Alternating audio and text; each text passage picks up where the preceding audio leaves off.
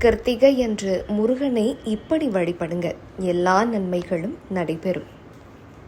சிவபெருமானின் நெற்றிக்கண்ணில் இருந்து தோன்றிய 6 தீப்பொறிகளிலிருந்து முருகப்பெருமான் தோன்றினார்.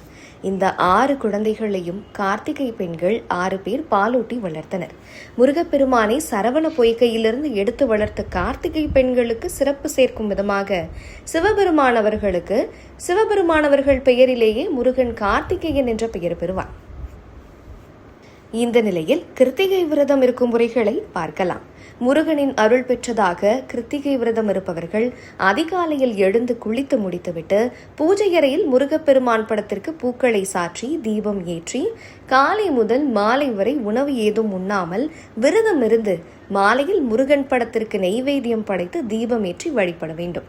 கந்தசஷ்டி கவசம், சண்முக கவசம் போன்றவற்றை பாராயணம் செய்து முருகனுக்கு சர்க்கரை பொங்கல் அல்லது ஏதாவது இனிப்பு நெய்வேத்தியம் செய்து படைக்க வேண்டும். மாலையில் அருகில் உள்ள முருகன் கோவிலுக்கும் சென்று வழிபடுவது கூடுதல் சிறப்பு. கோவிலுக்கு வெளியே இருக்கும் ஏழை மக்களுக்கு தயிர் சாதம், எலுமிச்சை சாதம் போன்றவற்றை இந்த தினத்தில் அன்னதானம் செய்தால் வாழ்க்கையில் ஏற்படும் எண்ணற்ற மகிழ்ச்சியை காணலாம். பின்னர் வீட்டிற்கு சென்று பால் பழம் சாப்பிட்டு கிருத்திகை விரதத்தை நிறைவு செய்யலாம். கிருத்திகை நட்சத்திரத்தன்று விரதம் இருந்து முருகப்பெருமானை வழிபடுபவர்கள் நிறைவான அறிவு, நிலையான செல்வம், நீண்ட ஆயுள், அன்பும் பண்பும் நிறைந்த வாழ்க்கை துணை, நல்ல குணமுள்ள குழந்தைகள் ஆகிய பேறுகளை பெற்று சிறப்பாக வாழ்வார்கள்.